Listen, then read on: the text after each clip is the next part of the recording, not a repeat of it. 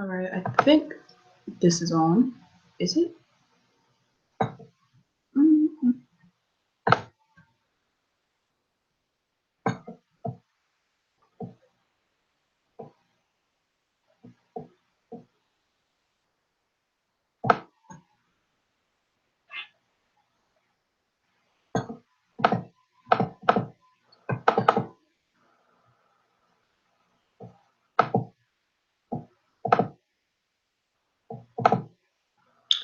All right.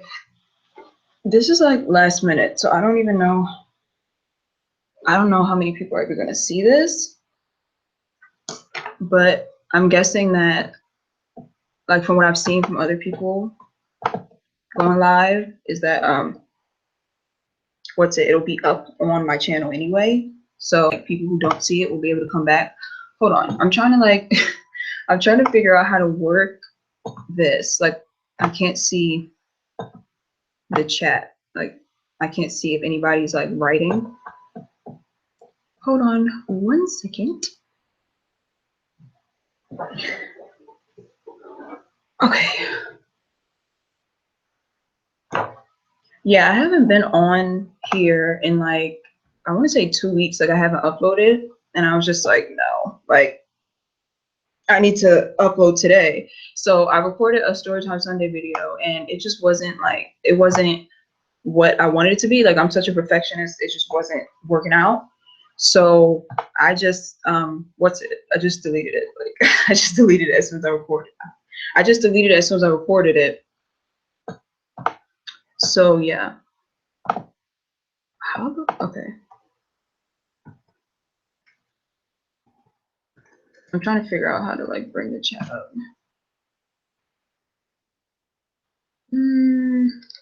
Yeah. So I pretty much named this live stream 555 because 555 is an angel number, or like a repeating number that you see when you're going through a major life change, or you're about to like have something change in your life where you get rid of your self-limiting beliefs and you're like taking the next stage, you're taking the next step. So that's why I named it 555, because I'm basically answering questions that I get all the time, like reoccurring questions. And all of those questions have to do with, with basically, like, hold on. Yeah, basically about like life changes, like how to overcome certain self-limiting beliefs and like become the best version of yourself, pretty much. Okay, I can see the chat now. I was so confused. I was like, where? I don't see the chat. Hi, thank you for watching. Thanks, love. Like, I'm having such a creative block, like I couldn't even figure out a hairstyle. Like, so I just literally just threw this on my head.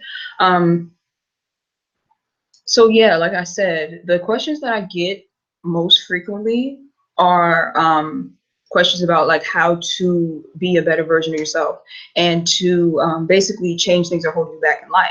So one of the main questions that I get all the time on here is how to, like, when do you know when to cut somebody off and when to keep them in your life? Because I make a lot of videos about basically people who set out to hurt you intentionally, and like people who have abused you in the past, and how to overcome abuse and how to forgive people and all that other stuff. But I also make it very clear that just because you forgive someone doesn't mean you have to keep them around. So I get a lot of people asking me like, okay, like I understand like they did this and this to me, so how do I know whether or not, like when they say sorry, how do I know to forgive them and stick around or to forgive them and go? And I would say that the interest of that is a lot of self-reflection in terms of like what happens, how you're feeling after their apology. Okay, so I was watching this video about basically different types of people that are going to be in your life like throughout your lifetime. And the woman was saying that the first type of person is going to be a person who pretty much is in your life forever. So maybe like your child, you know, a family member that you're close with, like they're gonna always be around, always. Like no matter if you guys fall out or not, like whether you guys have an argument, like they're always gonna be around regardless. So that's one type of person. And then the next type of person is the type of person who you only meet for a very short period of time. Like when you're drunk, like in a bathroom, and you meet like that girlfriend in the bathroom and y'all like busting it up, and like that type of person. You're gonna meet for like one night or like a week or something and spend like time with them and have fun with them, but then they just kind of exit your life, you know, like they're in and out. But then there is that person who is going to be in your life for a long period of time, but they're not meant to stay in your life, like they're meant to exit. And I feel like when people are asking me, how do I know if to keep them around, they're asking to basically differentiate between who to keep, like who is going to be there forever and who should be like out after a certain season. So people who are going to be around forever, you'll know because you'll know because after the worst, like falling out, you'll apologize, they'll apologize, and you'll get right back. But people who are only supposed to be in your life for a season, after like it's said and done and y'all both apologize, there will be no reconciliation. Like it never feels the same with certain people. Like when certain people do some stupid shit to you or crazy, it's pretty much never the same. And that's how you know it's time to let those people go. Like those are the people who you shouldn't be around anymore. So so that would be my answer to that. Oh god, I'm like dying over here. So yeah, that's my answer to that. So you cut somebody off when after you have reconciled, you still don't feel like it could ever get back to the way it was. You still feel off, or you still feel unsettled. You know that person's not supposed to be around forever, pretty much. All right, so another question I get that people ask me all the time is how to stay positive when you're going through hard times. Like people will be like writing me like, I hate my job, I hate school, like I hate like certain people that I'm around. Like, how do I stay positive in those situations? Because in my law of attraction video, I said that, and if anybody knows about the law of attraction, they'll know that you have to be in on a high vibrational frequency or in a good mood in order to attract what you want to attract in life, in order to manifest. So people always tell me like, or they always ask me, like, how do I get in a good mood when I'm just in a shitty space? Like there's so many negative people around me, and there's people who are like disrespectful, and like their energy is weighing in on my energy and like stuff like that. Like, how do I overcome that? And I always answer the same way to everybody that asks. I always tell them like, you have to just be in a state of like gratitude. Like if you're in a job that you can't stand, you hate it that bad, like to the point where you're like pissed off when you're waking up every day, one, you should be actively looking for a new job. That's first. But until then, what you need to do is find things throughout your day that you are grateful for, because it's impossible to be upset and angry while you're in a state of gratitude. Like those two energies can't coincide. So if I'm in a situation that I feel like I just can't stand, okay, for example, I was working at this job as a housekeeper, right? And I could not stand it. Like I would get up and, hey girl, I would get up and every day I would just be like, I don't feel like going to this shit. Like what, like I was just so irritated. So what I would do to get through the day would be, I would just focus on the positives. Like I would focus on the fact that, okay, I have two legs, I have two arms, like I have the ability to clean, like even though I can't stand being a housekeeper, like at least I have the ability to do so, you know? And I would think about the fact that when I go stay at a hotel, what can ruin my stay instantly is people, like is the housekeeper slacking and the room not being as clean as it needs to be. So I would always just say to myself, as a housekeeper, I'm pretty much like kind of in control of how comfortable people are going to be, or their mood. And I know it's such a good feeling when like you travel a long way and then you've been to a hotel and you just want to lay down and relax and like everything's all nice and clean. So basically I would take that and I would apply that to my job and be like, okay, I'm doing something good for people. And then it will make the day much more tolerable. So just try to reach for the happiest thought you can reach for, I would say. When you can't get yourself happy or get yourself out of a bad place. So reach for whatever happy thought you can reach for, and just be in a state of gratitude. Think about what you're grateful for the entire time. And that'll usually raise your vibrational frequency. And yeah, you'll be good after that. That's what I think anyway. Okay, so I'm seeing, so this comment, the synchronicity, like the numbers, seeing numbers repeated. Okay, I started seeing repeating numbers after, if you go watch my twin flame video, I started seeing repeating numbers after, like, I was dealing with my twin flame. And in terms of like twin flames, I don't know if you guys know what twin flames are or if you believe in it or whatever, but it's supposed to, like, when you meet your twin flame, you're supposed to, like, it's supposed to catapult you into like your spirituality and like bring you forward and like connect you greater with the spirit realm. And after I interact with my twin flame, that's when I started seeing synchronicities. So to me, synchronicities are just like a way of your guides or like the spirit realm communicating with you. Like, it's the easiest way to do it is with signs and symbols, you know, like they can't come and directly speak to you. So it's more just like signs and symbols repeated.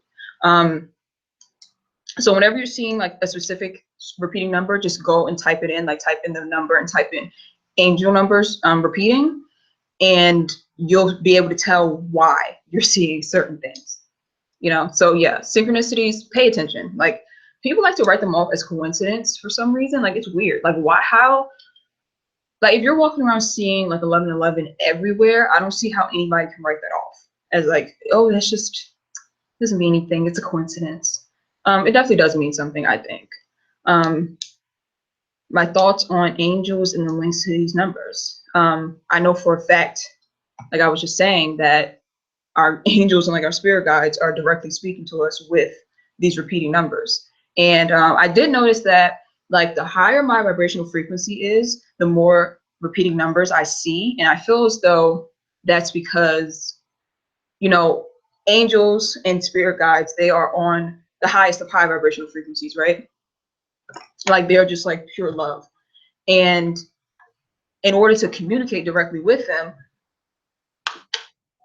you have to be like vibrating around the same area that they're vibrating in. So if you're like angry and pissed off and like you're like operating on a very low vibrational frequency, then it's going to be hard for you to connect with your spirit guides or angels, or like see certain synchronicities and be able to get the messages that you need to get. You know what I'm saying? Hold on, let me read these captions. Number 47. I never heard about that. Okay, wait.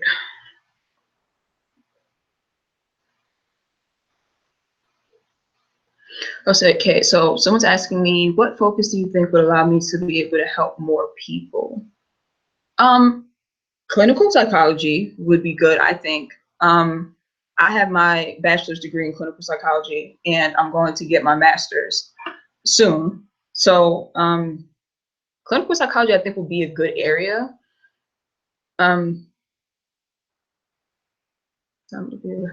Yeah, I think clinical psychology is your best bet. But even if you don't like want to focus on a certain area of psychology, I feel like sometimes like it's innate, like to be able, like that gift to be able to like help people, especially if you're like an empath or you're like a highly sensitive person and you can feel what other people are feeling, and like you can just be in the same room with them and pick up on their energy and figure out like something's wrong with them.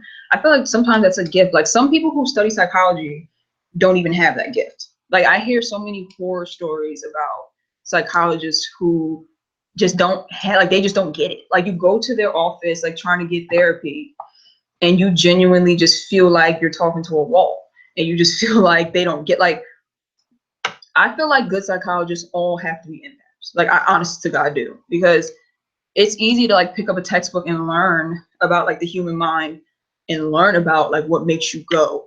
I mean, what makes a person go, but it's a whole nother thing to have been in that person's shoes and be able to empathize with that person. Like, nobody wants a psychologist who just can't relate. Like, they've never been through anything in their life, and they're just like they're treating you in a textbook sense. So to answer that question, yes, clinical psychology is a good discipline to get into if you want to help people. But I feel like if it's in you to help people, then it's just naturally in you. I mean, it might be an unpopular opinion, but I honestly do think that. Do I talk to people one-on-one? Yes, I do talk to people one-on-one. You can email me at my channel name, newmindframe@gmail.com. But most of the time I am on Twitter, so you can direct message me at new_mindframe. My channel name except an underscore in between the new and mindframe on Twitter. I'm in the process right now of setting up a website so I can do one-on-one with people. So let me know what you guys think about that, because I'm having like a very like, I don't know, it's weird. Like, it's weird to me sometimes because people always ask me like, you should do one-on-one coaching. You should do like video chats. You should do like phone consultations. And I just always feel like weird about that, because I'm just like, if somebody comes to me and they're like, oh, I have a question or like a problem, do I like slap them my link? Like, oh, go to my website, $50 an hour. Like, I don't know, it feels weird to me, but people are always like, no, that's not weird. Like, you need to get paid for what you do. But I'm in the process of setting up a website, but I don't know. Just so I need help, like suggestions. So let me guys know, like, let me know, you guys, if I should actually, like, I don't know, start charging or like start doing one-on-one sessions, and how much you'd be willing to pay. If you don't want to put that information on here, like on the chat, you can easily just email it to me and just be like, you'll be willing to pay this amount, like, to talk, because I price it. Like, the whole thing is just weird to me. All right, so do you think you have any type of sixth sense, clairvoyance, etc.? I definitely do feel like I have a sixth sense, only because I can just sense things, I guess, at a heightened sense that other people cannot. Like, other people, it seems like they have a very hard time determining like when someone is a bad person or when someone is a fraud or when someone is just like out for themselves. And I feel like I can easily like spot those people. Like, it's very easy. Like, it's easy for me to read energy. And it's always been like that, like since I was a kid. It was never like, oh, I have to second guess myself about people. Like, whenever somebody's done me wrong, 9 times out of 10, I knew they were a bad person. I was just trying to see the good in them. So a sixth sense, I guess you can say. And I do get a very high pitched like ringing noise in my ears whenever I'm on the right track or whatever I come across something important. Like, I'll sit down, like for my video ideas, I'll just sit down and write out topics. And when one, like, I guess stands out, I'll just get that high pitched ringing noise in my ear, and then I'll know which video to do next. And every single time I do that, that's my video that gets the highest amount of views. Like, it never fails. So sixth sense, I guess you could call that a sixth sense. Let me see. I'm trying to read the questions. Okay, thank you guys for the suggestions. 25 to 50, yeah, that seems reasonable. Okay, hold on, I'm trying to see like,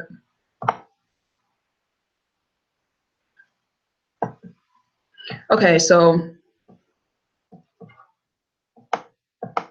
sorry guys, I'm trying to like read the chat to make sure I don't miss any of your questions. Okay, yeah, so today I actually filmed a video on my dysfunctional college relationship, because I did like something like on Twitter, a tweet about it. Oh gosh, it was like, name the craziest thing that you've ever gone through in terms of a breakup or something. And I responded like, when what's it, sorry, brain block. I was like, yeah, when I was in college I was engaged, and there was this one day that I just woke up out of my sleep and I was just like, I'm leaving my fiance. Like, I just was like, I'm cutting him off. Like, there was no real explanation for it. It just felt like I should be cutting him off. And I called him like, listen, it's over. Like, I don't know what you done, but you did something greasy or crazy. So it's over. And he was just like hysterical, like crying, like, I don't understand. Like, what's your problem? What's wrong with you? And he was like hysterical, like a full day. Like I cut my phone off. He was calling my cousins, like just trying to get in touch with me. And then I ended up taking it back at the end of the day.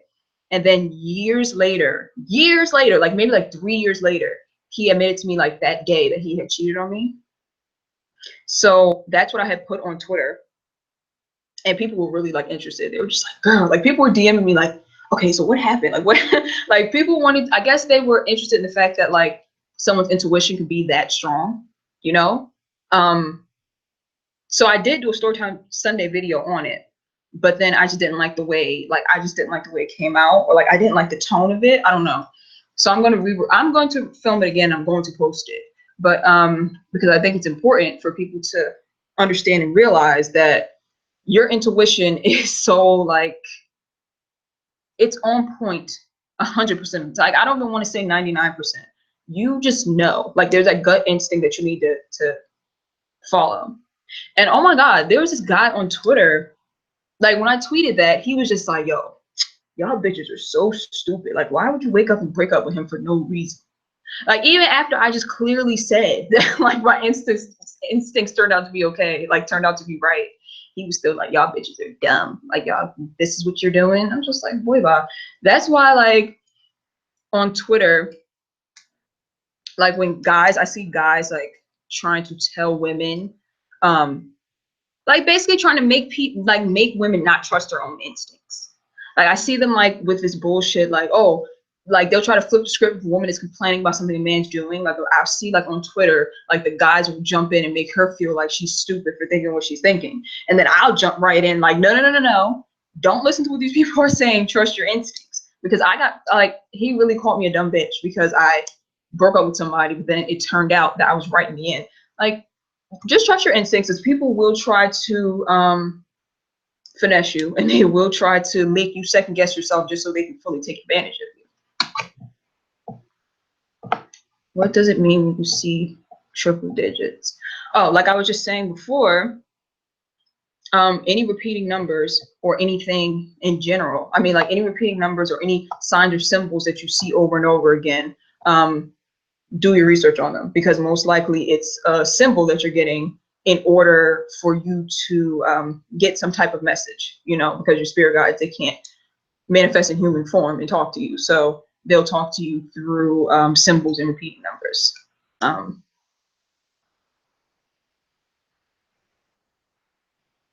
Yeah, so, okay, another question that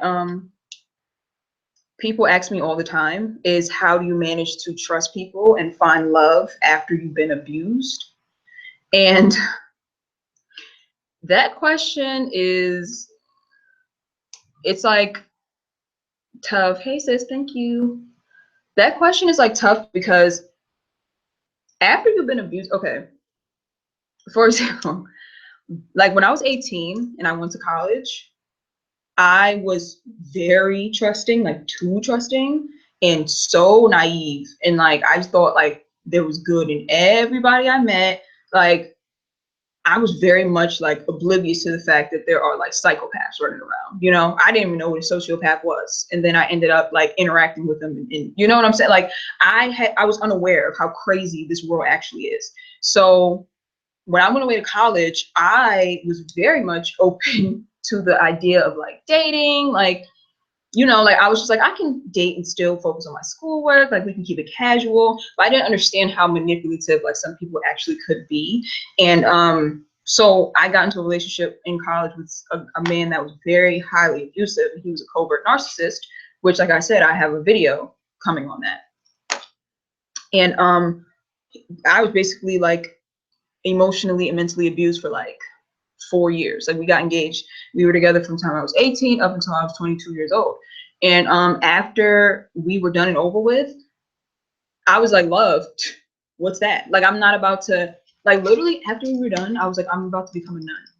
Like I'm not joking. I really wanted to become a nun after we were done because it was that fucking crazy. Like, so when people ask me like, oh, how do you find love after you've been abused?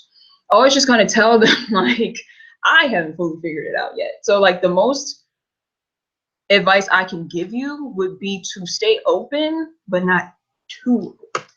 Like you have to extract the lessons that you took from that situation, and you extract the lessons you took from that situation, you keep them in mind, but you don't allow them to harden you to the point where you're blocking good people out, you know? Like I always say, you're not supposed to let life harden you, you're supposed to let it sharpen you. So after abuse, be sharper, but don't be hard, you know? Like don't be hard to the point where no one can penetrate your heart. Because like I said, after that situation with my fiance, I was just like, love, I don't think so. But then, you know, my life is so great. After that, I met and fell in love with somebody else who also happened to be a narcissist. Oh my God. Like I was so like anti-love. I was just like, nope, love, nope, nope, not happening again. And then met somebody who was exactly like him, but like 20 times worse. It was crazy. So I was open to it again and got like finished again. So like it's not funny, but you know, I try to laugh to keep crying. So now, as of now, I'm open to the idea of love, and I'm only open to it because I have already forgiven these people. Forgiven? I can't speak. For what they have done. And so once you have like really went through the process of like forgiveness, like unconditional forgiveness, like you don't need them to say sorry at all, that's when, you know, it becomes easier to open back up to other people and to good people, to let good people into your life. You know what I'm saying? So yeah, that would be my answer for that. Make sure that you are healed and make sure that you forgive so that you're not in the same mindset you were in when you got into the abusive relationship, because then you're just going to get into another one. You know, you can't get to a new place with the same mind frame that you've been having. So what I look for in a man now is so different than what I looked for back then. And now I know exactly what I want and exactly what I don't want. So it's kind of easier for me to trust my own instincts now. Like it's easier for me to trust myself more now because of my experiences and because I chose to heal and take that wisdom from it, you know? So yeah, those are the most frequent questions I get. I'm scrolling through the chat.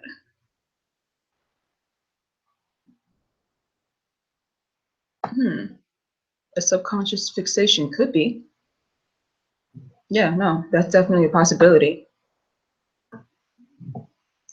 Yeah, so I think that's about it. I want to just I wanted to like go on live first of all, because like I said, I was supposed to upload and I did not, because that video I just have to redo it, and it's long. Like it's a 4-part video. Like I broke it down into freshman, sophomore, junior, and senior year. So it should be interesting, and like each year is like 20 minutes a piece. So it should be interesting and filled with a lot of lessons, or so I hope.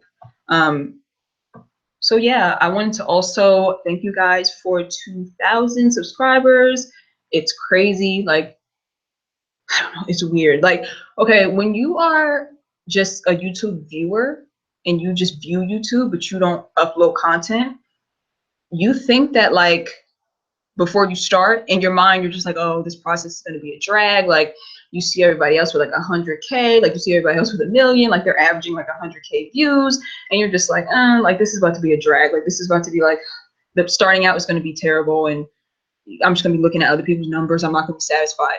But once you actually start, like 100 views feels like 1 million views. I'm telling you. So like, if you want to start a YouTube channel, but you feel as though like your views are like, that's starting out with low views is something that you just don't want to go through or that you can't handle, trust and believe when I say that those views, you can have 20 people watching your video and it feels like 20 million people are watching your video. Like the fact that people just even sit down and take their time out to watch you is just nuts. Like it's nuts. Like I'm still shook whenever I upload and people are like clicking on it before I even promote it, and I'm just like, oh, it's just crazy. So if you want to start a YouTube channel, it's free. Like go and start a YouTube channel. Like honestly, and that's a question I get all the time too, is like how to start. And you just start. Like you just pick something that you genuinely are passionate about, and you make the main focus helping people. Like you don't focus on your numbers, you don't focus on oh, how much money am I going to make right away? You pretty much just focus on helping people. Like every time I sit down to make a video, I pretty much keep in mind, how can I help people as much as possible with this video? Like what message am I trying to get across, and how can I help as many people as possible? You know, so if you want to start a YouTube channel that goes for any subject, like makeup, psychology, like mine, anything, just make sure you're giving people something valuable, you know, and make sure you're passionate about it, because that's how you're going to feel most fulfilled, I think, at the end of the day. Can I ask a question? Yeah, you can ask a question about the twin flame runner and chaser. You can ask it on here, you can ask it privately. I get a lot of questions about twin flames. Oh my God. So many people, I never knew like so many people had twin flames. Like I get so many questions ever since my twin flame video. It's one of the most viewed videos on my channel. The twin flame dynamic is a weird one, and it still bothers me. Like it's still like me having a twin flame, it blows my mind, because I'm just like, it's very slim chances of that actually happening. So what are the odds that I would have one? And everybody I talk to about twin flames, they all feel the same exact way. So like I understand why everybody has questions about twin flame, because it seems like something out of like a fairy tale or something. Like it seems like there's no possible way that like it could be two people who came from a common soul. Like that just seems something out of a sci-fi movie or something. But it's, I mean, I experienced it. I have a twin flame, and even to this day, my twin flame and I, we still have synchronicities. Like we still I can't watch the live. I'm not sure why you can't see it, love. Maybe, are you in a different country? Sorry, somebody just said they can't see the live. I don't know why. That's weird. I hope it's not happening with anyone else. But me and my twin flame, like to this day, we still get synchronicities. Like we still, like the person that I'm dating and like the person that he's dating right now have the same zodiac sign. So it's like, even to this day, we still have synchronicities. Like if you saw him, you would see me. Like that's, we look alike. Like people tell me they used to tell me all the time that we look alike, and we're so similar. And it's weird. Like it's weird. It's just it's freaky. I don't know how else to explain it. But yeah, if you have a question about twin flames, you can easily just email me or DM me about it. Philosophic inspirations. Oh, okay. I think one of my main philosophic inspiration is my source of philosophic inspiration is Wayne Dyer.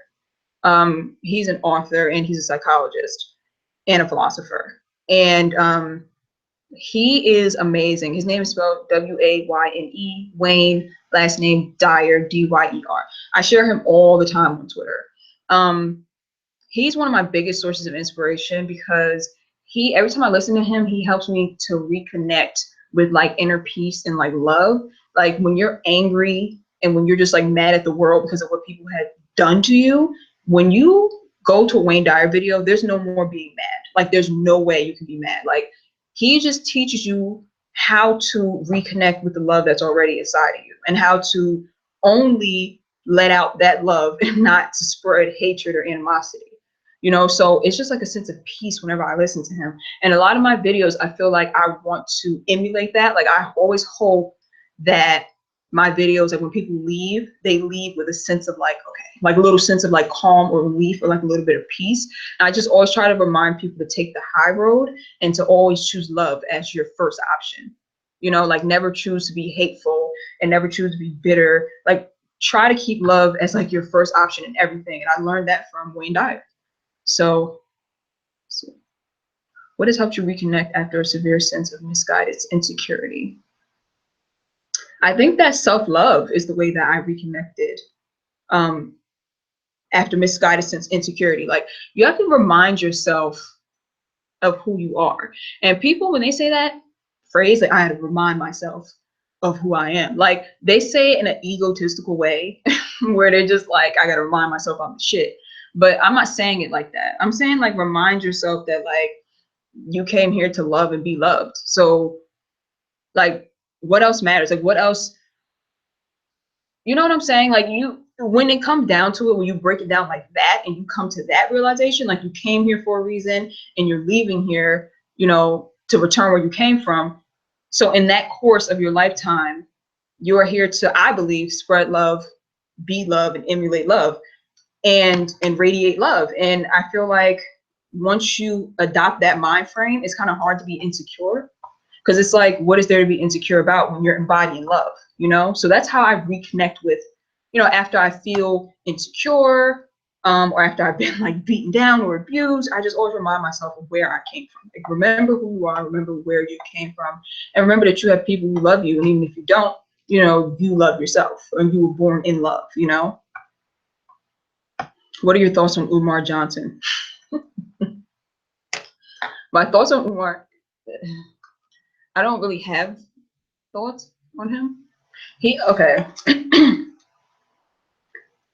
Some of the things that he says makes a lot of sense, and then some of them are like dripping in misogyny. So with anything that I watch, though, I just take out the good that I like, and I just like apply that to my life, and I just like throw the rest in the trash. So my views on him is that I have taken some knowledgeable, like, he's knowledgeable, so I've taken some information from him and applied it. But that's where a lot of people mess up at. Like, they're looking for a leader so bad that, like, when they follow someone, they'll take everything that that person is saying at face value. And it's like, you're never supposed to do that. You're always supposed to take it, apply it to your life, and flip it so it fits, you know, what you need to learn, you know? What the hell? Sorry, I keep getting notifications. Okay, so yeah, that's my thoughts on Umar Johnson. I just take whatever good I can learn from him, and I just ignore the rest, throw away the rest, you know? Trauma bonding. I mentioned trauma bonding. I can add it to my video list. I mentioned trauma bonding in one of my videos. I know for a fact that I did. I forget which one it was, though. So I mentioned the fact that, I think it was the shame after abuse video. I mentioned the fact that we can feel deeply connected to somebody and think that we're in love with them, but really what we have is a trauma bond with them. And a trauma bond is basically like, how can I explain it? A trauma bond is sort of like when you are attached to somebody who abused you, and it's like this very deep, like, connection with them, and you mistake it for love. And so you basically, you're seeing their abuse that they're giving you as love. Like, you take that as love. And usually that's when you were a kid and you basically lived in a dysfunctional household, or you were abused when you were a kid. The only type of love that you know, or like your first example of love, is abuse. So 9 times out of 10, you're going to grow up and you're going to attract abusive lovers, because that's what you think love is. So you can easily form a trauma bond with an abuser and think that it's real love, but it's not real love. It's like detrimental to your psyche, detrimental to you mentally, emotionally. So I need to do a full video on trauma bonds, though, because a lot of people are really out here thinking that they're in love, and they really just have a trauma bond with the person. Like, that's it. And they're getting like this fix of abuse from the person, which is horrible to think about. That, like, you can be addicted to abuse and the feeling of abuse, and you can trauma bond with people just so you can get that fix. Like, it's disturbing, honestly. Like, that's why I'm telling people, like, stop having kids, like, unless you're like emotionally well. Like, why are we out here having kids and raising them, and they're like getting into trauma bond situations? Like, that's crazy. But you know, we live and we learn, and we all have to play with the cards that we were dealt. So yeah, I have, like, I don't know, like, my channel, like I said, I'm always looking for suggestions, because I'm always looking for ways to up my channel. I'm always looking for ways to, like, make it better so I can help as many people as possible. So my suggestion box is always open, you know? Oh, okay, yeah, covert narcissism. Yeah, I have a video. Hey, thanks, girl. I have a video coming about covert narcissism, definitely, because, like I said, I was engaged to one for 4 years, so I know them inside and out.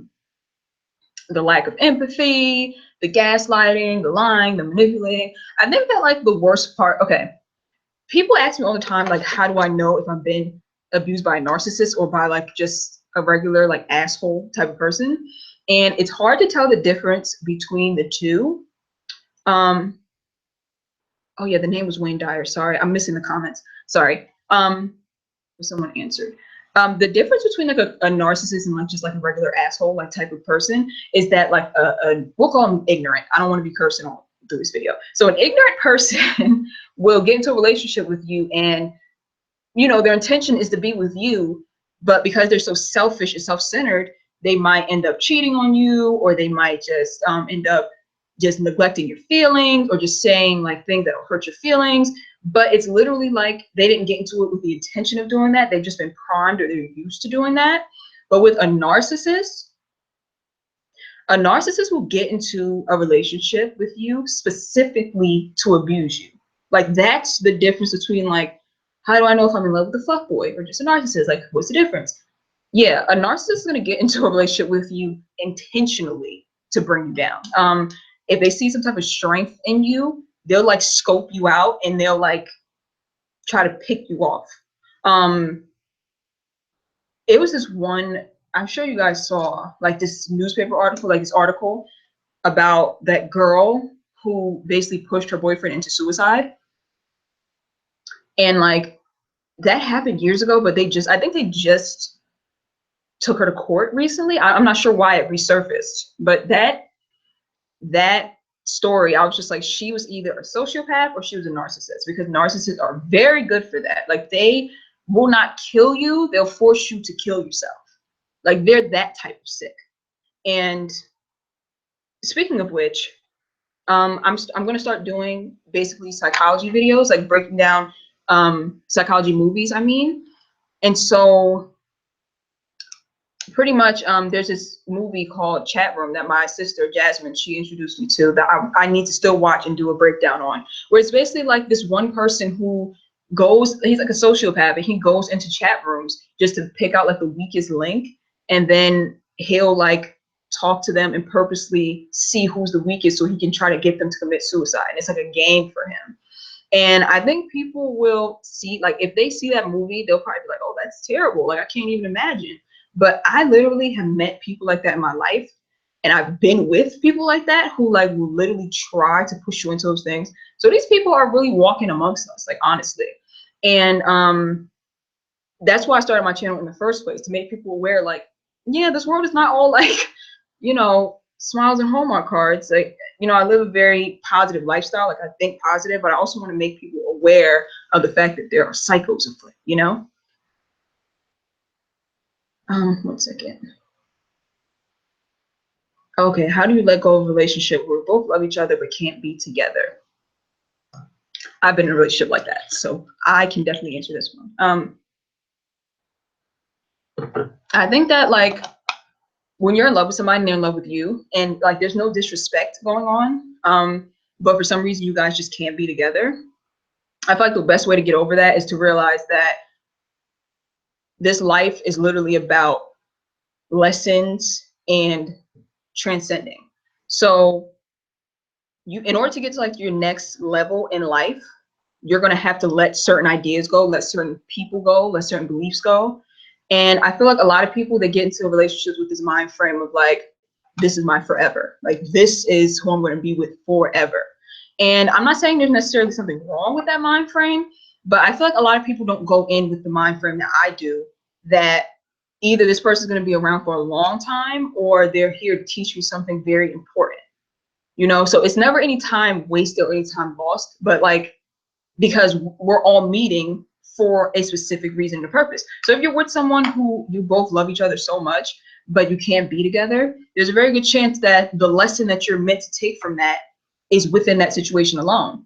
Like, maybe you're supposed to be learning what it is to love someone without being able to be with them.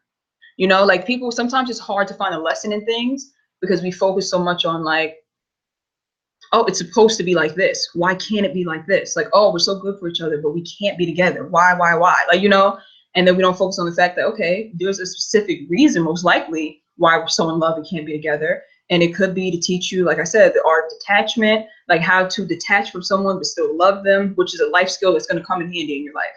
Or, like I said before, how to love someone without being with them. Because that's another thing about relationships a lot of the time. We feel like if we love them, we have to be with them, and we have to be the ones making them happy, or we're not happy, you know? And that's not always the case, because that's not real. Like, that's not real love, you know? Like, I'm not saying that you're supposed to just be in a relationship and you just don't care whether they come or go. I'm not saying that, but I am saying that sometimes, like, you have to really stop and address the fact that loving someone sometimes means you know you're not good for them, and that you can love them without being with them. So that could just be a lesson that you need to learn, that we all need to learn, actually, because human love is rooted in, like, conditions. Like, oh, you need to be this way or act this way in order to make me happy. You know, like, you can't do this, you can't say that. And it's natural, because we're just like, we're territorial. When we love someone, we love them to ourselves. But a lot of us have to learn that that's conditional, and that there are lessons within relationships that we have to take from breaking up. And sometimes those lessons can only be learned by being apart. So I hope that answered the question. How do you deal with buried trauma and recover from bottling your emotions? Buried trauma, I deal with that by doing shadow work. You can Google what shadow work is. It's pretty much like meditation in the dark, and you're pretty much going back in time and vividly bringing yourself back into abusive situations in your mind, and basically trying to fix the outcome. And it's not like, it is dark. Like, when it's called shadow work for a reason. You do it in a dark room for a reason. You are going to come across some crazy shit. Like, the things that I have seen when I was doing shadow work, like, first of all, everything seems real. Like, you feel like you're experiencing the trauma all over again. But the good part is that you can manipulate what's going on. Like, have y'all ever seen Harry Potter? Let me know if y'all watch Harry Potter, okay? Because then we're best friends. Harry Potter, when Voldemort was, no, it wasn't Voldemort. Who was the teacher, the professor that was changing the memories so that Harry and Ron and Hermione, oh my God, that seems ridiculous, couldn't see the fact that he had given Tom Riddle that information that ultimately led him to become the Dark Lord. And he was like manipulating the memories and like changing them. That's how I would describe shadow work, I think. It's like, you go back in time and you completely change the outcome, and then it tricks your mind into thinking that you really have changed the outcome. Like, it's like, you have to just try it yourself. But be careful, like I said, because it's dark. Like, it gets really, really dark. Like, sometimes it's like, it's almost too much to handle sometimes. And sometimes when I do shadow work, like, I've done shadow work where I've seen my twin flame shadow. Like, it wasn't even my trauma, it was his. And it was so graphic and vivid. Like, I woke up like I wasn't sleeping, I was meditating, but I mean, you could say I was sleeping. And I woke up like screaming, like, because it was crazy. Like, so yeah, shadow work is no joke. Just like, be ready for it, because the things that we bury in our minds, we bury it for a reason. So if you're ready to face them, just be ready to face them head on, you know. And recovering from bottling your emotions. I can't really answer that directly, because I've never actually bottled my emotions. Like, in my house, we weren't allowed to cry, but I would go in the bathroom and cry. Like, I would sneak cry in. Like, I would go to the bathroom and just like cry my eyes out. And people are always like, how are you still sane after all the things you've been through? And honestly, if you meet my family, I'm like the only sane one. And I say that only because I feel like everybody else bottles up their emotions and I don't. So crying is so necessary. And that's why I feel for men a lot of times. I'm just like, damn, like, that sucks that society makes them feel like they're less than when they can't express themselves. So like, my brother, I feel bad for him, because I feel like he is a sensitive person, but he feels like he can't be one because he's a man, and he bottles his emotions, and makes him very like heartless sometimes. And like, he wants to connect with people, he wants to be loving, he wants to be caring, but it's hard to do that when you've been told all your life that you're not allowed to. It's sad. So like I said, I'm sorry I can't really give a better answer about recovering from bottling your emotions, but I feel like once you do shadow work and you get down into your subconscious and you try to like fix any memories or like things from your past that happened terribly to you, I feel like that will be your first step towards opening more up about your emotions. You'll feel safer to be emotional once you battle those past demons, you know? Can you learn how to trust your loved one when your parent was absent as a kid? Yeah, you can. I think so. I think that if your parent was absent as a kid, I feel like that's a situation I feel like you can overcome. Well, first of all, I feel like you can overcome any situation really. Like anything that was done to us or happened to us in childhood, I feel like we can overcome it completely, like as adults. And I feel like it all comes down to facing how you feel, like on a deep subconscious level, like digging down in there and figuring out how not having a parent like hindered you and hurt you, and then basically taking those beliefs and disposing of them and starting to put better serving beliefs in your past, you know? So if your parent was absent, like if you didn't have, like, let's say your dad was not around, and so as a woman now, you just can't trust men because you have abandonment issues because your dad wasn't around. You have to get to the root of how your dad not being around made you actually feel. Like, it's easy to be like, oh, I have abandonment issues. My dad wasn't there. But it's harder to really like dig down in there and be like, when I was a kid, I felt unloved and like worthless because I felt like my dad didn't want me because there was something wrong with me. Like, it's hard to, people don't want to go there. Like, they don't want to go there. And I know why they don't want to go there, because it's not a good feeling, but you have to go there. Like, if you're going to heal, you have to really get into this vulnerable space of like, yeah, this is why I am the way I am. You know, this is why. And then once you figure out why, then you can start working towards building better pathways in your brain to make better reactions. Like, everything is mental. Every single thing is mental. Everything's controlled by your mind, your conscious and your subconscious. So anything that you want to reprogram in your brain, you have the ability to do so with shadow work, with therapy, with clearing out all like your old traumas and basically implanting new positive experiences into your life. So if for, let's say for 20 years of your life, you felt worthless, but then when you turn 21, you decided that you want to feel like you're worth something. So for the next 10 years of your life, if you act and embody the fact that you are worthy, then that 20 years of not feeling worthy is going to be completely erased and wiped out, you know? So yeah, I feel as though whatever you went through in childhood, if you want to have a healthy relationship now, you have to work on yourself now, and it is work, but I feel like you absolutely can get there. Like, nobody's doomed from their childhood. Like, everybody has a chance to recover and to get into a fulfilling relationship, you know?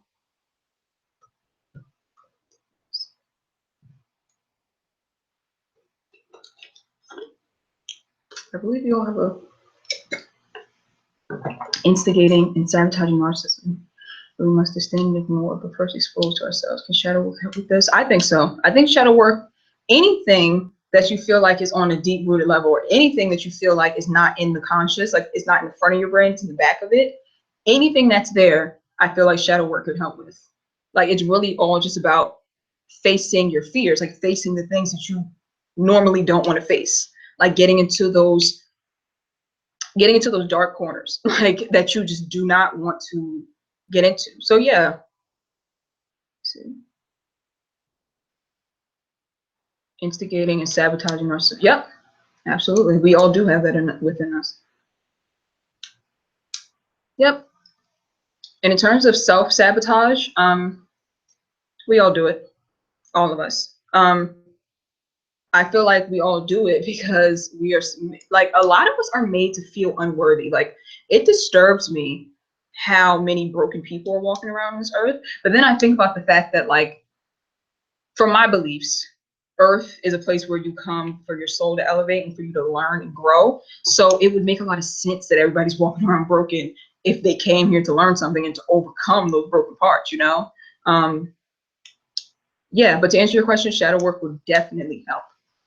Definitely. Anything you need to expose yourself and bring to the light, shadow work, for sure, for sure.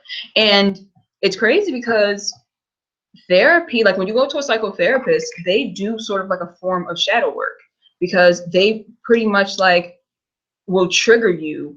Because you know how, like, you see on TV, even if you've never been to a therapist, you know that therapists will be like, so how do you feel about that? How do you feel about that? Like on the TV, like on TV shows, how they show therapists.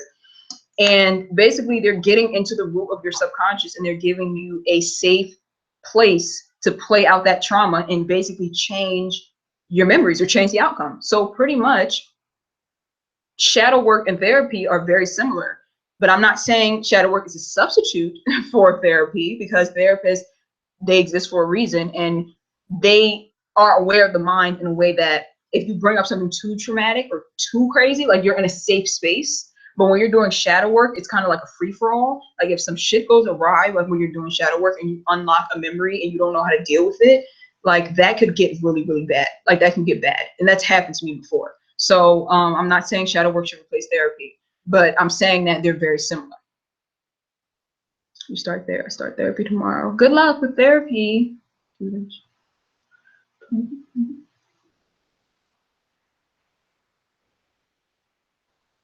Okay, so it says, due to childhood trauma, in order to connect with people, I judge them and criticize them, and it leaves me with no friends. Their way to improve. Of course, there is a way to improve. It's going to be a similar answer to what I said before, because it's all like a similar process of like becoming self-aware. That is the first step. So you're aware, at least, that you judge people and criticize them because of your childhood trauma. So you're already like light years ahead of a lot of people. You would be so shocked at how many people are not even aware, like they're so unaware of their issues and like what they do. So you're ahead of the game already. The fact that you're aware that you can't connect because of childhood trauma. So yes, there is a way to improve, and I would say the way to improve would be to actively monitor your thoughts. Like when you are in the process of judging or criticize somebody, like you need to stop, like pump your brakes and like tell your brain, no, no, no, no, no, that's not what I'm going to think today. This is what I'm going to think of that person instead. You know, like don't try to just stop your negative thought processes about people, but try to replace them with positivity. Like try to replace them with a compliment. Like try to replace them with, like try to find the good in people. And oh my God, so annoying. Try to find the good in people. And people underestimate positivity thinking. Like they're always like, oh, thinking positive does nothing. But I have a video on my list called The Science of Positive Thinking, where like there are neural pathways in your brain that get pretty much stuck in a certain repeating pattern when you think a certain way. And if you change that thought, and you can see this like scientifically, like if they're doing like a brain scan, you can see the pathway changing as you change your thought. Like it's going right for one thought, and then you change it and it'll stop in its tracks and go left. And people think that that's like people don't understand there's a science behind rewiring your brain and like thinking positive. So to connect with people, I would say, and stop criticizing them, you have to rewire your brain in the way you think about people. And you have to get to the root of, well, you said, you know, it's because of childhood trauma. Pretty much you have to understand that if you're criticizing people, you're criticizing yourself. Like we're all interconnected. So if you're the type of person that constantly, and I was this person too, so I'm not just saying like, you know, I'm not being like, oh, you are the type of, like I was the type of person too. People who criticize people tend to be people who criticize themselves harshly. Like they'll see other people and they're like, oh, she's this or he's that. He looks like this or she looks like that. But really, it's just a reflection of how they feel. Like I said before, you know, people treat you how they feel about themselves. So if you're criticizing people, naturally, I know for a fact that in your head, you're constantly downplaying negative, you know, yourself, your own capabilities, and criticizing yourself too. So once you start treating other people better, you start to treat yourself better. And then like the cycle just continues on in a positive direction. So yeah, you can improve definitely if you have a hard time connecting with people. Definitely. What's your advice on kicking the need for external validation from men? Oh, okay. I always needed external validation because of the things that I went through as a child. I was like, I didn't care what type of attention I was getting, negative attention, positive, whatever. I just needed validation, especially from men. And I think that the only way that I shook this is by, okay, let me back up. Okay. The only way that I shook this is by replacing a negative with a positive. What a lot of people try to do with their behaviors is they'll try to change a negative behavior, like they'll just try to take it away, but they won't try to put a positive in its space. Like, oh, I don't want to smoke anymore. Let me just not buy cigarettes. But it's like you have to replace that habit with something positive. Like you can't just like go cold turkey. So I feel like if you're always seeking external validation, you should seek the positive kind instead of the negative kind. So some people would say like, oh yeah, just stop doing it. Stop seeking validation. Like just like stay to yourself and stop speaking to men or stop, you know, but it's not that easy. So what you can do is find a means of getting positive external validation. Like if you are an artist or if you have something like creative, like a creative outlet and you post your work online or like, you know, you post whatever you're doing, like you sell your artwork, like that is a way to get positive validation. Like people like to demonize attention seeking and needing validation. But as humans, we need attention and validation. Like that's just what it is. So replace your positive, you know, your negative needing of validation with a positive, you know. So instead of I need validation, so I'm going to do whatever to get a man's attention, it's more like, oh, you know, I'm a great makeup artist, so I'm going to do my makeup and post a look online. And then, you know, your followers or whatever are cheering you on, like, oh my God, this is gorgeous. There's nothing wrong with liking that type of validation. There's nothing wrong with wanting to be respected for the things that you're good at. So that would be my advice, is to replace the negative validation with the positive and never ever demonize yourself for feeling like you need attention and validation, because we all do. Okay, how do you tell someone? Turn your health into your move on. Oh gosh, girl, you're like speaking my life. Dealing with someone who dealt with a huge amount of trauma and they're older and they turn your help into knowing it all. Basically, I just remove my help from those people. That's like every older member of my family. Like it's always like, oh, Nico, you're just too smart for your own good. Like you're just too, you know. And I'm always just like, you know, like I'm not about to, even if you're an empath and you're like the type of person that you feel like you need to help people, the minute that people try to start demonizing you, just know that first of all, you're doing more work than you think you are, because you've hit a button. Like whenever somebody tries to demonize you, it's because you are hitting a nerve or you're hitting a belief that they don't want to face. So if they're demonizing you, you've already partially done your job. Like you've already partially, you know, you've already partially struck a nerve with them. But to continue to try to help them and they're just like, oh, you're know-it-all. I remove myself and I just lead by example. Like if you want to heal, trying to heal. Like people in my family know that I meditate and I'm into spirituality. Oh yeah, it was my mom too. That's what I'm saying. Is like you have to remove, like you have to just start trying to help them. Like it's when I say every older member of my family, I mean my mom, my dad, my aunts, my uncles, like all of them. Like they're all like know it all. Like, you know, like you think you know it all. Like you think because you got a degree or you're on the internet that you know. Like, and it's just like, I don't think I know. I know. But at the end of the day, I'm not about to waste my time against you when I can just lead by example. And when you're ready to take that leap, then you'll know where to find me at. And you know, eventually they'll be coming to you for help. And if they never do, that's unfortunate, because they don't even understand the value in you in terms of you even wanting to help.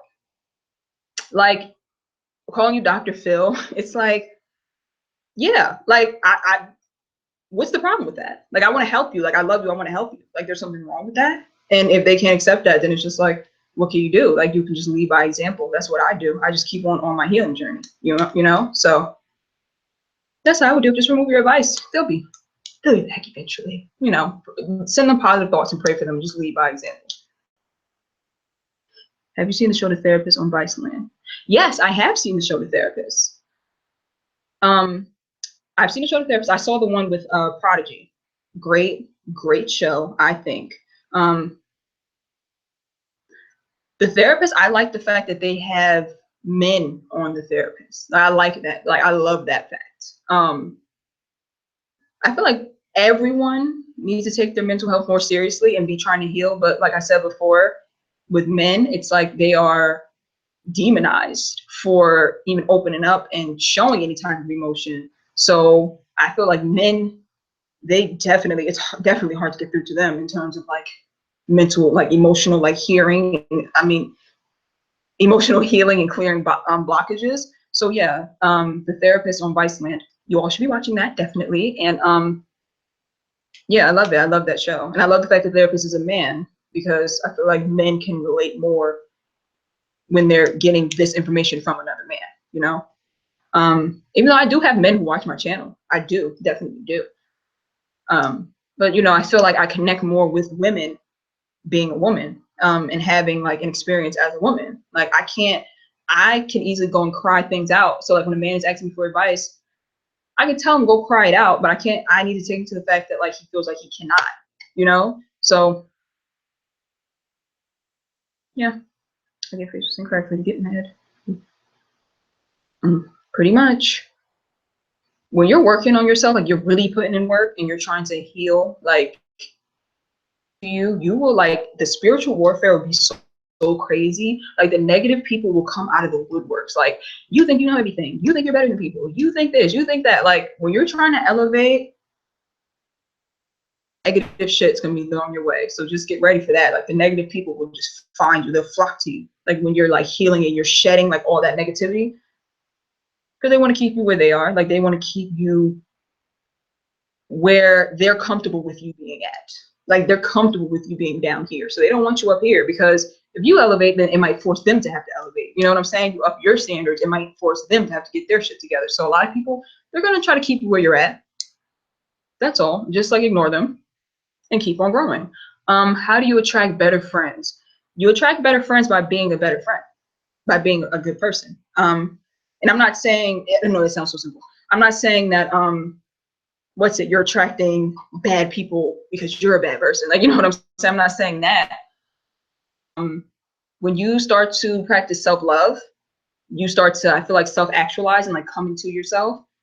And you start to reach like the greatest version of yourself. It naturally just attracts people to you. Like it naturally attracts good people to you. People who are doing work on themselves also, and people who are just like in the right state of mind. They just like, they gravitate towards you. Like I've made so many good friends, like from starting my YouTube channel, just because we're on the same wavelength. You know what I'm saying? Like I'm trying to heal and I'm trying to be the best version of myself, and then they see themselves in me, and then we become friends. So you attract better friends just by practicing self-love, loving yourself as much as possible, and just being a good person, and those good people will just flock to you. And when you practice self-love, you will never want people around you who mistreat you. So you'll be able to discern like who is good and who is bad, like for you, when you practice self-love. And inevitably that'll keep like bad friends away, and that'll attract good ones. Yes, this will be up tomorrow. I'm pretty sure, yeah, once I hit stop on this recording, it'll be up. I'm pretty sure it stays up, if I'm not mistaken.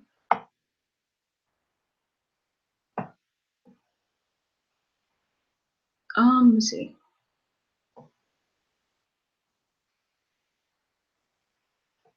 Yeah, I mean, okay. You actually, in terms of like saying I can't just cut her off without addressing how to get through it and not let it eat at me. Yes, you can. You absolutely can. Like I've done my best healing by distancing myself from that person and healing what they've done to me. And miraculously, they show back up in my life later on a better version of themselves. I don't know what type of witchcraft or like hocus pocus, but people think like if I disconnect from somebody that I love because they're like not treating me well, and I don't address the issue and force the issue, then it'll never be resolved. But nothing ever gets resolved with force. Like if someone is trying to, if you're trying to force someone to be better, you're trying to force someone to see your point of view or force someone to treat you better, it's always going to be like this collision, and then nothing ever positive gets done, or no progress gets done. So my favorite tactic is to warn them first of all, like, listen, if you're not gonna like be better, or if I feel like you're hindering me, then I'm gonna have to remove myself. That includes mother, father, whoever. Like I'm removing myself. And once I'm in a better space, then we'll see what happens. But I'm never attached to the outcome. Like I know I'm good regardless. Like in terms of parents, because I get this all the time. People are always just like, oh that's my mother though, that's my father. And I'm like, so like my thing is this. I fully believe that you can have karmic relationships with your parents. And when I say karmic relationships, those are the relationships that you come here for to be taught something, and then the relationships are over. There are plenty of people walking around right now who do not speak to their parents and they're better off because of it. Like, people have this idea that because of a title that you must work it out. Like, and that's not the case. Like, I know it's not something a lot of people want to hear. Like, they don't want to hear you're going to cut your parent off, because that just sounds so crazy to them. Like, they can't even imagine, like, the people who gave you life, like, you having to cut them off to heal. But it does happen sometimes. And if it's meant for you to be together as a family and to heal together, then it will be. Like, there will never be any force, and you need to just find a way to be happy regardless. That's how I feel about it, you know? What do you think about people pleasers? I think that people pleasers are, I mean, I'm a people pleaser, so I'm biased in this. I think that people pleasers are just people who, like, had to please in order to survive in childhood. I have a video about it. Had to please their way through their dysfunctional household in order to basically survive, or in order to get love or attention, or the opposite. They had to people please in order to not get negative attention, like stay out of the way, like be quiet, sit down and watch TV, and like crawl up in the corner to make sure that they don't feel like their parents' wrath, or like the people in their household, they don't want to feel their anger. So some of us as children, you know, we were molded and primed into being people pleasers. And as a people pleaser, as an adult, it's hard because people will fully take advantage of you. Like, they can smell it on you when you're a people pleaser, and they will try their hardest to, like, get whatever they can get from you, like, while the getting's good. And I think that it just gets to a point where you get fed up and you're just like, it's not happening. And you just start saying no. And, like, you just start rewiring your brain to know the difference between someone who genuinely needs your help and someone who's trying to take advantage of you. And you always put yourself first. You know, you always put yourself first in every situation. So to survive as a people pleaser, I think you need to just please yourself first in all situations. All situations. And people might think, like, that sounds selfish. Like, oh, you're not supposed to always put yourself first. But when you're a people pleaser and you've been raised to be a people pleaser, it's an extreme lack of self-love a lot of times. So we have to go to the complete opposite. We have to force ourselves to be a little more selfish than the average person, because we've been primed to not be selfish at all. And then we end up sacrificing ourselves. But as an adult people pleaser, I use it to my advantage all the time, because as a people pleaser, you naturally know what makes people tick, and you naturally know, like, what people like, because you observe people in order to please them. So if somebody's having a really shitty day and you're a people pleaser, you more than likely know what will make that person happy, and you can use that to your advantage and theirs by, like, doing something or saying something to cheer them up. And a lot of people are so, like, detached from their emotions. When somebody is upset at them, or like somebody's having a bad day, they don't even know how to handle it. They're like, oh, she has an attitude today. But as a people pleaser, you know she probably has an attitude because she had a bad day at work. So let me go up and ask her about work. Like, you can use people pleasing to your advantage to help people feel better, and in turn make yourself feel better, you know, because there's no better feeling than being able to help someone genuinely without sacrificing yourself. So that's what I think about people pleasers. And also, I think that people pleasers, there's a lot of money in people pleasing. Like, and people don't like to talk about that side of spirituality either, like the money, the finances. They want you to be humble, quote unquote, and not talk about money and not chase money. But there's a lot of money in people pleasing, I think, because if you're into, like, sales and marketing, if you're a people pleaser, you genuinely want to give people a good product. You genuinely want people to, like, benefit from what you're selling. Like, there's so many scam artists out here who put out bullshit products, like, just for the money. I feel like as a people pleaser, you could be helping yourself. Like, you could be helping your own bank account by creating, like, a product that genuinely helps people, and helping your customers as well. So I feel like being a people pleaser can be a very lucrative business, and also it has a lot of positives to it. How do I heal properly without dissociating? Oh, how to heal properly without dissociating. I had a big problem with this because I do something called maladaptive daydreaming, where it's like, as a kid, if you were put in a very hostile environment, you'll tend to use daydreaming as a form of escape. And so you will develop something called maladaptive daydreaming, where you daydream all day long to the point where, like, yeah, pretty much it's dissociating. And you can't get basic tasks done because you're living in your head. Like, you wake up one day and you're just like, holy shit, like 6 months have passed and I've done nothing, because, like, you've been daydreaming the whole time. So to heal properly without dissociating, I would say to always stop yourself in your tracks when you're about to, and be present in your body. Like whenever I'm about to, like my mind's about to drift off because I'm just under a lot of pressure and I know that I have to get things done and be present in order to heal, I'll like my sense of smell, like what am I smelling right now in the room? Like what am I touching? Like what am I, like how my feet are planted on the ground, the way that I'm standing, the way that like the sweater feels on me, like the way that these earrings are heavy as shit on my ears. Like I basically come into, like I become aware of my body. Because when you're dissociating, like your mind is taking over and it's taking you somewhere else. So to get back like to the present moment, you have to be present in your physical body. Like there's your mind and there's your physical body. You have to just become aware of your physical body and keep yourself in the present. And when I have, especially when I have tasks that I need to get done, I will pretty much like direct myself in terms of my tasks. Like when I'm about to daydream and I know I have like a paper to do, I'm like, okay, I'll consciously say to myself, take the paper out, put it on the desk, take the pen, put the pen on the paper. Like I will consciously direct myself to do certain things and tasks in order to stay present. And so the average person or the mentally healthy person, they might think like, oh, that's ridiculous. Just get your fucking book out, your paper, and just get it done. But like with the person who, as a term, I mean, as a way of healing or getting, it's hard to stay present. It's hard. So you have to really like sit there and walk yourself through each task step by step. And what I also like to do is I'll schedule a certain time that I'm allowed to daydream. So I'm like, listen, we don't have time to be dissociating right now. Like you can do that between the hours of like 7 and 8, like 7 and 7:30, and that's it. Like, but for the rest of like this time right now, that's done. So I hope that answers the question.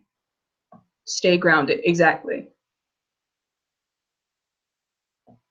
Yeah, and if you're dealing with like, if you're triggered and you're like, you feel like you're about to like, your mind's about to wander off or dissociate because you're triggered, what I like to do is just like give myself like an extreme amount of empathy, like during that time. Like I'll just be like, it's okay, like you're triggered because it's for a reason, it's not your fault. Like I'll just give myself like an extreme amount of empathy and like baby myself a little bit. And then I'll just, like I said, try to reconnect with my physical senses and be like, okay, everything's cool, like we're in the present moment, like we're good. And then the present moment becomes okay, like when you give yourself that empathy, you know? So I hope that answered the question. I don't know how long I've been on here. Oh my God, I've been on here for like an hour and a half. Holy shit. Okay, I might have to like get off here soon because I have stuff to do. I was supposed to be on here for like 20 minutes. Yep, yep, it happens when thinking about life event, like past events. Yeah, I tend to dissociate when like when I'm under too much stress. I'll be like you will find me with the clouds. Like you won't even. Sometimes I forget. Like I'll dissociate for maybe 2 or 3 hours. Sometimes, like there's been times where my maladaptive daydreaming, it has been okay. I'll stay on here for like another 10 minutes, 15. My maladaptive daydreaming has been so bad to the point where I like I've daydreamed for like maybe 8 hours straight. Like I'm not joking. And like somebody will come to my room like, what are you doing in here? And I'll look at the clock like, where am I at? Like weird, like it's crazy. And it's so like that might sound great that you can disconnect, but it's like, oh, I had a term paper to write. And I've been in California in my head chilling with Oprah. Like you're in your own dream world and then you're back to reality and you're like, oh, I'm still broke. Wait, hold on. I still have a term paper due. I missed work today. Like, yeah, it's bad, but you just learn how to balance it. If you're good at dissociating, and I know that's not a term you hear a lot, like being good at dissociating, it's not a good thing usually. You'll probably be very good at manifesting. Because if you can visualize things to that extent that you get lost in them, then imagine what you can create in your mind and then project outwards and manifest. Like that's why I'm not mad at the fact that like I have maladaptive daydreaming, because sometimes like I daydream things so positive into reality. Like if it wasn't for me daydreaming, would I have a YouTube channel? Like if it wasn't for me like sitting down and actively thinking about how to help as many people as possible, I wouldn't even be on this camera. So it's like just finding the positive in everything, honestly. Oh, I'm sorry. Yeah, I didn't realize I had maladaptive daydreaming until like last year either. It's like crazy how we've been doing things our whole lives and we just don't know. Like we don't know that it's so detrimental and we don't know why we're even doing them. Like we don't even know why. And then one day, like as an adult, you wake up like, wait, why the hell have I been doing this since I was like 5 years old? What's the problem with this? And then you look it up and you're like, holy shit, like that's why. Like that's why I do these things. Like one of my friends, I know, she was just like, I have a spending problem. Like, what's my problem? And I was like, girl, let's sit down and talk about it. Like, let's have a therapy session. Like, that's like my fun time. Like, oh, sit down, let's talk about this. And she was just, we were like talking to her childhood, and she was like, oh my God, I have a spending problem because when I was younger, no one ever gave me anything. Like, I felt like I always had to depend on myself, and I never had anything. And spending makes me feel this way, and that's why I do. Like, she like we started just digging there, and like she realized it, and she was like shook as fuck. And it's crazy how like you can sit down and just dig, like just keep digging, and then you'll realize so much stuff about yourself. It's my favorite pastime. I spend a lot of my time alone, like a lot of my time alone. So I'm always just discovering stuff about myself. And like people are always just like, oh my God, like your YouTube channel, like how do you come up with this stuff? Like how do you know? And I'm just like, yeah, I spend a lot of time alone. Like there are some times where like I don't hear my own voice for like 3 or 4 days at a time because I've spent all that time alone. I haven't talked to anybody. And then I'll hear my voice and I'll be like, why do I sound like that? Because I haven't heard my own voice in like 3 or 4 days. So solitude will definitely make you become more self-aware.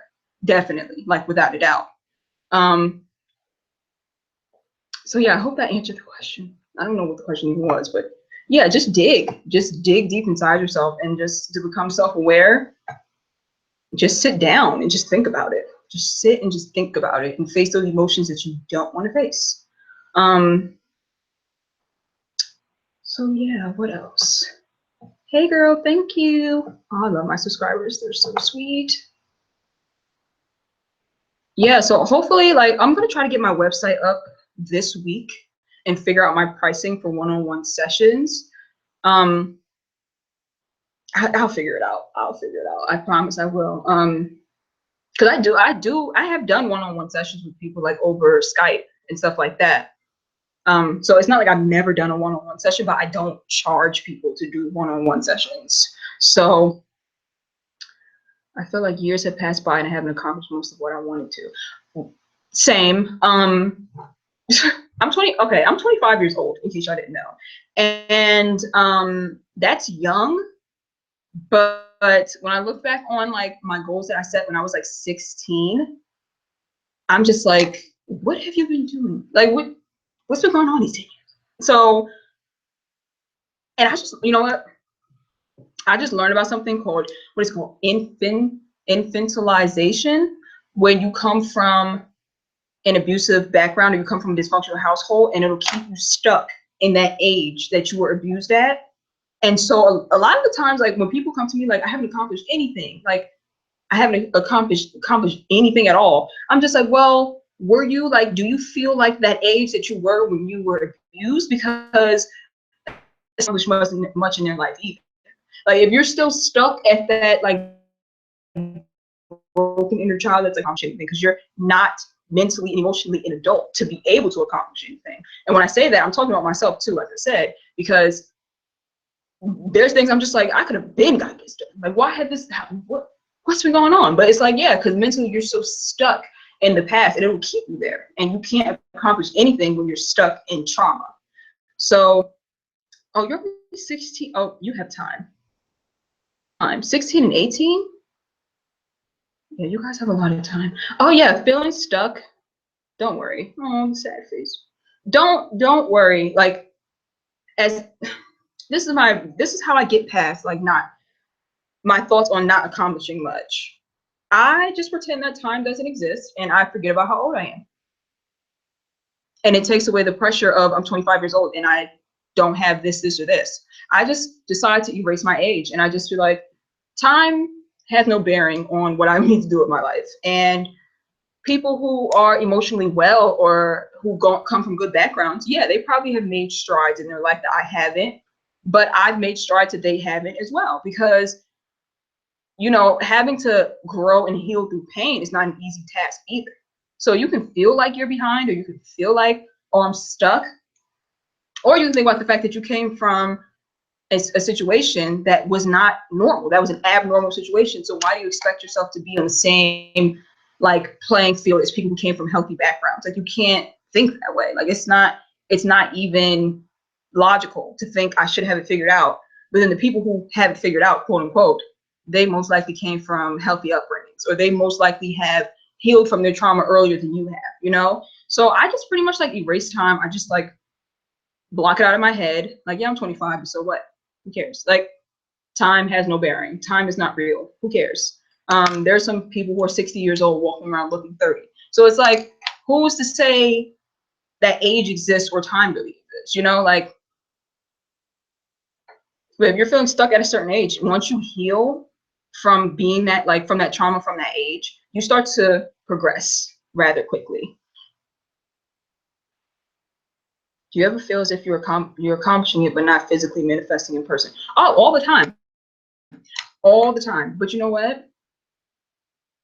I would rather feel like it's happening in my mind, because I know eventually it'll happen in person. Like, sometimes it's frustrating to be accomplishing things in your head and it's not happening in person. But a lot of the times, like, be grateful for that happening, because a lot of people are not even accomplishing things in their head. Like, they're not accomplishing things in person or in their head. So it's like, if the thought entered your mind of success and being successful, be grateful that that thought entered your mind, because everything that you see around you is a thought. You know, like, I'm sitting in a room right now.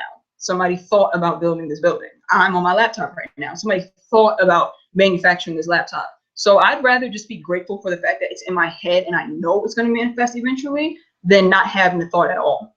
You know, and that kind of just like keeps me positive and like propels me forward to try to reach my goals. But yeah, you guys are really young, and you have so much time, and you're young in like the information age. Like, that's lit. Like, 16, I wish like between the age of 16 and 18, I had YouTube, because like, Lord knows where I would be. Like, who knows? YouTube is such like, the internet in general is like a godsend. Like, the amount of information is crazy. Like, my first year of college, I didn't even know about Amazon. So imagine, I was like at Walmart buying shit when I could have been ordering my comforters on Amazon. Like, the internet's such a great place. Like, it's so, what a time, you know, what a time to be alive. So if you're 16, 18 during this time period, a blessing. Like, you have so, like, you've caught this thing so early, and you have so much information to like heal and become like the best version of yourself. You ever want something bad to happen in a relationship just so you know you had someone show that care about you? Oh yeah. The question is, have you ever wanted something bad to happen in a relationship just so that the person can show you care? I used to this is bad. When I was engaged, there were times where I used to just pick fights. Like, just pick fights. And because like, I wanted to see that he cared. So that's not necessarily I guess wanting something bad to happen. Like, okay, like, do you need something bad to happen? Like, you kind of think about being in a car accident or something just so the person can see, like, just to see what that person's reaction is, because I feel like that's normal. Like, I'm not gonna say that's normal, but I'm gonna say, like, when we're so used to being treated a certain way, like especially as children, and we just like felt like we were not cared about, then we always want validation, like, always, from our relationships, like more than the average person can give. Oh, okay, I see what you meant, like starting arguments, right? Okay, gotcha.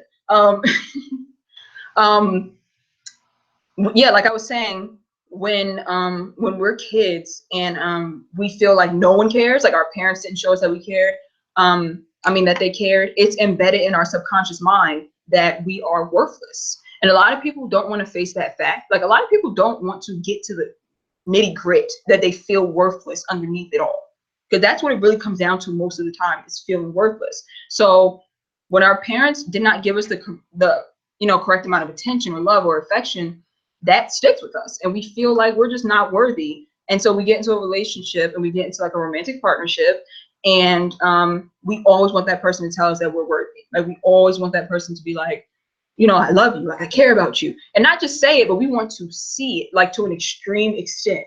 Like we want to make them jealous, like we want them to be outside fighting people, like, okay, not fighting. Sometimes, like, you know, pick a little argument, or like, you know, flirt a little with a stranger, and then your man walks up like, yo, what are you doing, my girl? Like that makes people feel good inside. Like not me. I don't live for the drama anymore. Not anymore. I'm past the drama. But I understand completely why people feel that way. It's like this sense of like, I'm worth fighting over. Like I'm worth being upset over. Like I'm worth getting you in your feelings. Like that's where that feeling comes from. Like if you can get somebody out of character and in their feelings, then you know that they love you. But it's weird because it's like your spouse can be showing you love, like positive love, like giving you flowers, or, you know, taking you out to eat and like giving you positive love. And even then, because you are not used to positive love, you give them that side eye, like, what are you up to? Like, you know, but when it's like this negative validation they're giving you, like they're ready to scream and yell and curse you out and get in your feelings, then that's when you're like, okay, bet, like he, you know, he actually loves me. And it's just honestly, it's just a reaction to a dysfunctional childhood. Or it's like, it's just a reaction to not getting your needs met as a child. So honestly, it's all about being self-aware. Like I said, being aware of the fact that you are that way, and that, you know, you like to pick fights, or you like negative attention from your spouse.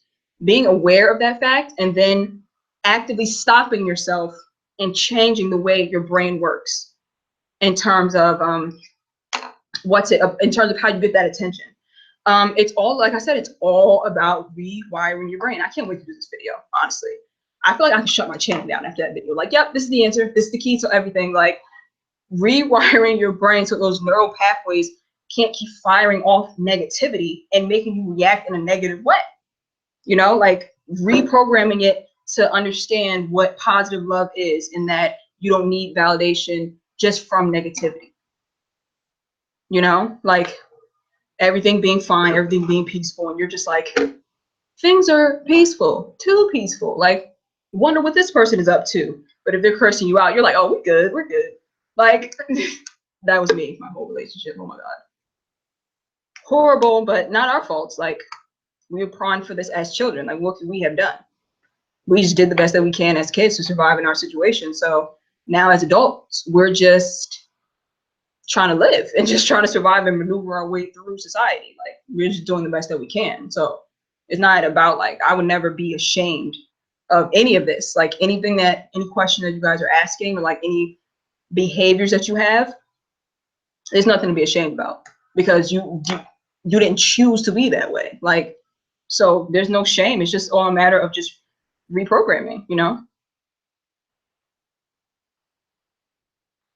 Yep. Used to dysfunction, and when I met someone who's healthy and love, I ran away. Oh yeah. Oh yeah, I do that. I used to do that all the time. I still do that low key. I'm trying to change it so bad. Like, it's so crazy. When somebody's like treating me really well, I'm like, I be fighting the urge to like do some stupid shit. Like, it is sad. It's very sad. But the more you have people around you who love you and give you positive attention, the easier it gets. It gets easier to accept it. Like, my best friend, he is always like, he's so good to me. We're not romantically involved. He's just my best friend, and he's so good to me. And like, we tell each other we love each other. Like, it's just so positive. Like, it's always positivity and uplifting each other. And it's like, my body's getting very used to having that now. Like, I'm getting used to that love, you know? So it's all about getting used to it.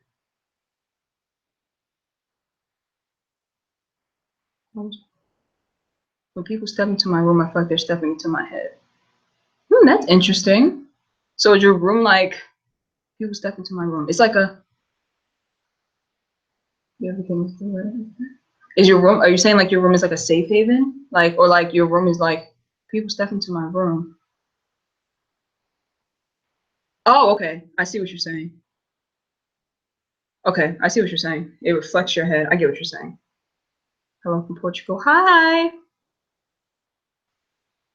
Oh my, I can't believe people are so young in this chat. 16. That's so.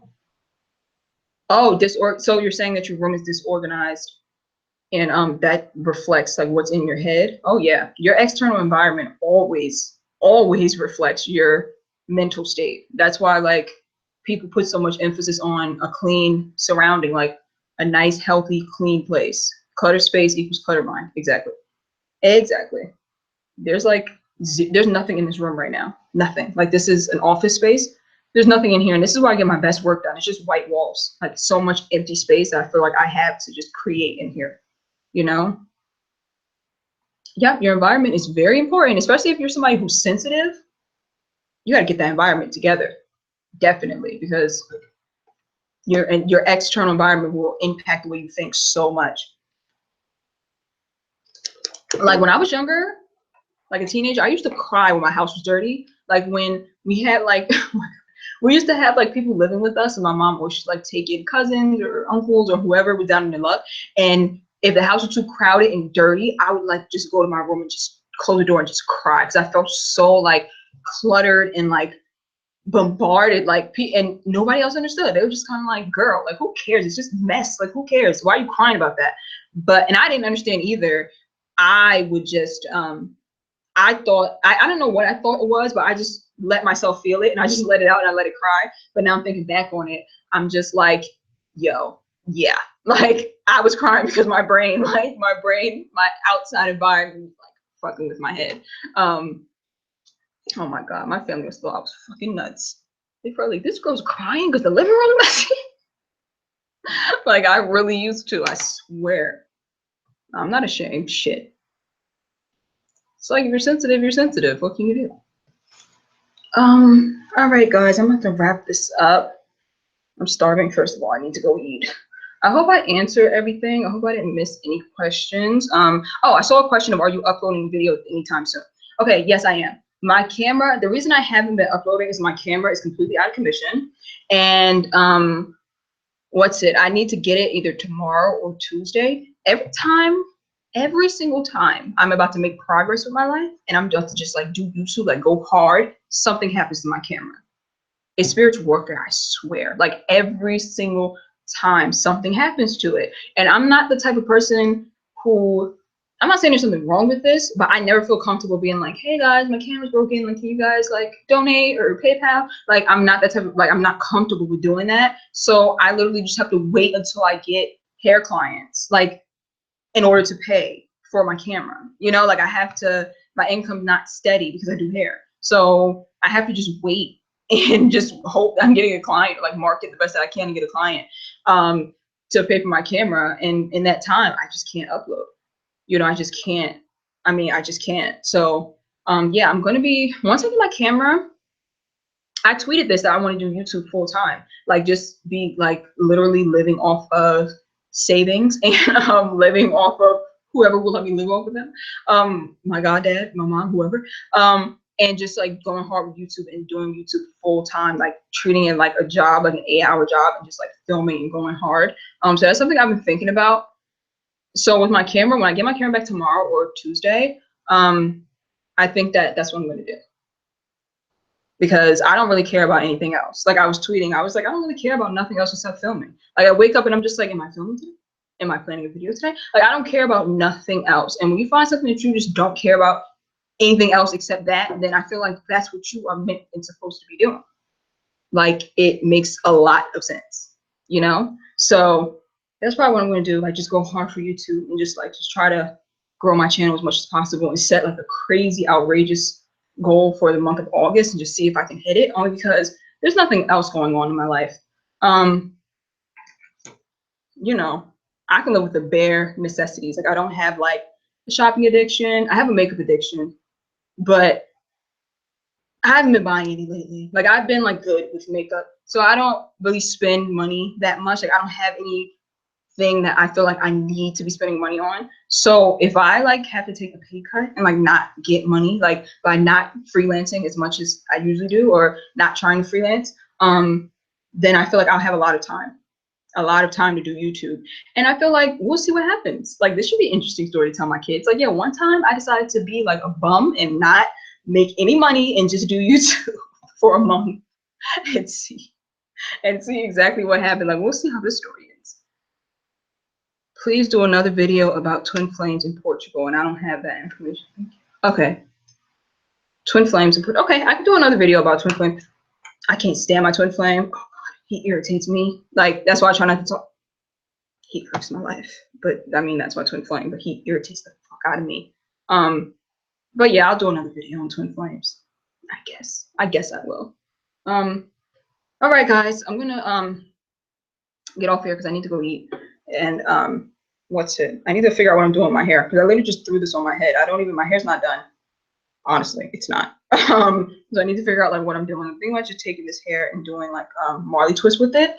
So that's what I might do tonight, or I might just leave it like this. I don't know. Oh, y'all are so funny in this chat.